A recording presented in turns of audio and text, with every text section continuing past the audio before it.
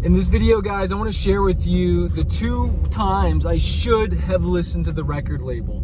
I should have listened to them, and I didn't, and it cost me probably tens of thousands of dollars. In fact, I know it cost me tens of thousands of dollars. And you see, I'm independent. I've worked with a lot of record labels, and no, I'm not into re-signing again unless it was in a specific territory or it had 6 zeros at the end of the check or the wire transfer. But I want to stay independent for the rest of my life because it's my music. I want to control it unless it was a licensing deal. But that doesn't mean all record deals are bad. It doesn't mean all record labels are bad.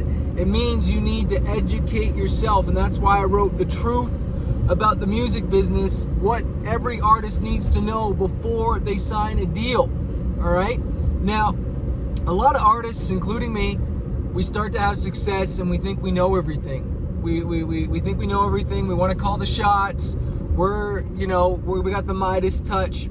And there's 2 times I really should have listened to the label. And by the way, go to smartmusicbusiness.com/truth to get that book or get it on Amazon, okay?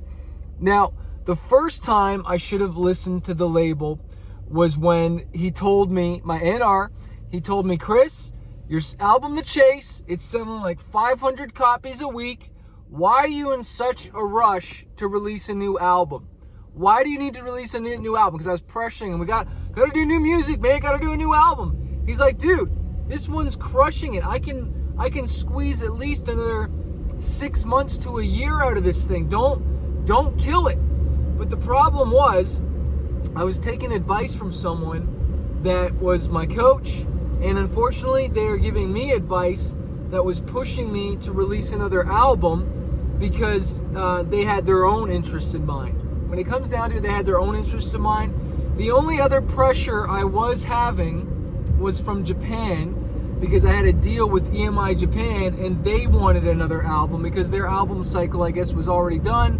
So they were pushing me for another album, and so I was kind of starting to push the US. But it was a big mistake. I should have delayed. I should have kept on touring.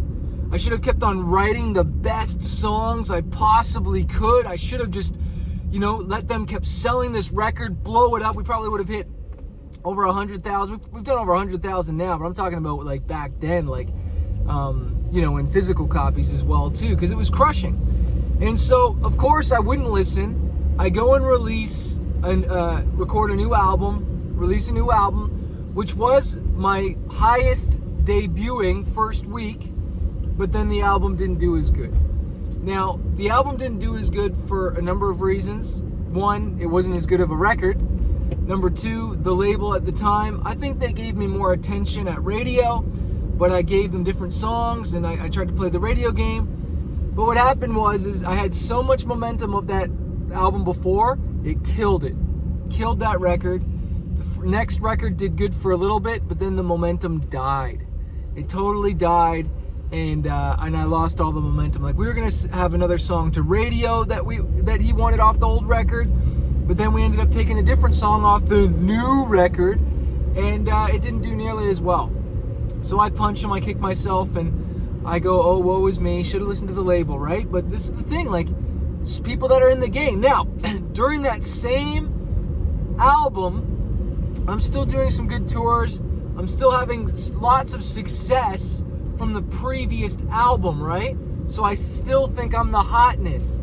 And I'm talking about side projects and all this stuff. I just think I'm like just the bee's knees. I just think I'm just top dog, right? And I'll never forget being in this boardroom with the label, and I'm like talking about going to Active Rock Radio with my song Fighter, and he's like, dude, why? Like, first of all, Active Rock is expensive, it's risky, and we don't have a track record there, and you want to take a new song? Why don't you at least take one of your older songs? Why don't you take one of your older songs? Because we know that's already done great on radio. It's sold tons. Don't at least take a new one, because it's gonna be new to them. I'm like, no, it's gotta be a new one. It's gotta be your song Fighter. It's gotta be that one. And they were like, well, we can't support that, and I don't think they gave me any money towards it. And so I took all my own money and I invested in it, took it to radio, Sure, we had radio stations added, got some radio play, but the ROI was terrible. And, you know, this is the thing, it didn't do very well. Now, I want to point out something very valuable here. I just watched the Genius documentary, and I can't remember if it was episode 2 or 3 about Kanye West. And when he got signed, he was starting to get dropped, or shelved, I should say. He was starting to get shelved. And he didn't want to get shelved. He wanted to keep investing in his career, even though he had signed to a deal. And this is how the mentality I always had. Even though I signed a deal, I was still an entrepreneur. And that's what the president of Rockefeller Records said about Kanye. He said, yeah, we signed him, but, you know, Kanye's an entrepreneur. He's already out there promoting himself. And in fact, Kanye invested $33,000 in a music video for that song Through the Wire about his accident, because he wasn't willing to just let this opportunity slide through his fingers, slide through his hands. And guess what? Because he did that, they started to take notice of him, and of course he ends up blowing up. That song blows up. They finally give him a release date for his album because they kept on pushing it back and pushing it back and pushing it back. And he showed them that he believed in it, and so they believed in him and opened up the marketing budget, all that stuff, and then blew him up. And that speaks volumes to me, and I hope it speaks volumes to you, that you think once you sign the deal, it's all in the label's hands. And that's the biggest mistake you could ever do, and that's what I never did, which I'm very proud to say. And I talk about in the book, The Truth About the Music Business. Go get it, smartmusicbusiness.com/truth, or get it on Amazon. Now, I kept on investing in myself, my own money, just like Kanye. Even though Kanye knew that maybe he'd only get whatever percentage back from sales, he knew this was his career. He was taking control. He's not going to wait for the label to do it. He's not going to wait for some manager to come along. He invested his own money. He talks about it, $33,000, even though he had already signed. He took his own money. He took his career into his own hands. He took responsibility for it. So that's the question. Are you taking responsibility for your career? Or are you pointing the finger and you're blaming? And you're saying, oh, it's the label's fault. It's the record label's fault. It's my manager's fault. It's my band member's fault. No, you take responsibility for your career and you invest it, because you're the best investment you could ever make, my friend. That's the only reason I'm still here and I'm having the success I'm having, is because I didn't quit.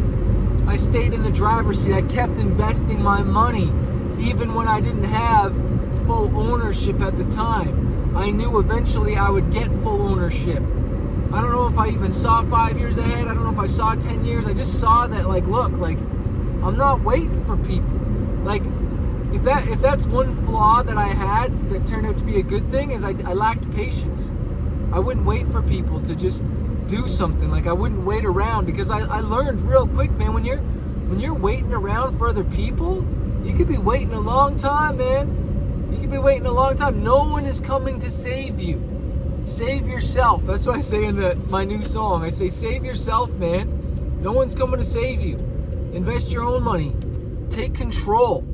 You know, that's the number one law of success, is to maintain control.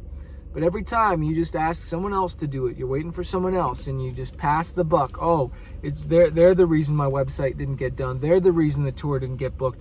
They're the reason this didn't happen. And you keep pointing the fingers, and you keep delaying your own success. As soon as you take responsibility for the decisions you make, it takes a lot of guts. Of course, I could blame the label. And you know what? The label did a lot of things wrong, and a lot of things I didn't like. But you know what? Those 2 things I talked about today, that's on me. A lot of stuff is on me. And the more I take full responsibility for the decisions I make, the more successful I'll be. Because you know what?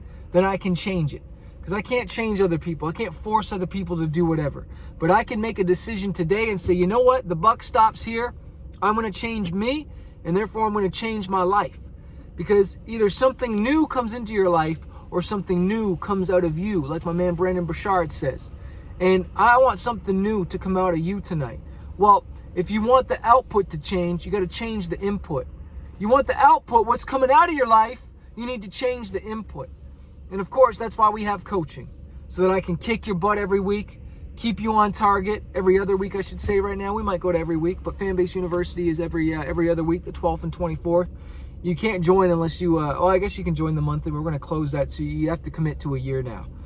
You have to commit to a year. I only want artists that are serious now and really want to do this, because I want you to kill it, man. You know, people that pay attention.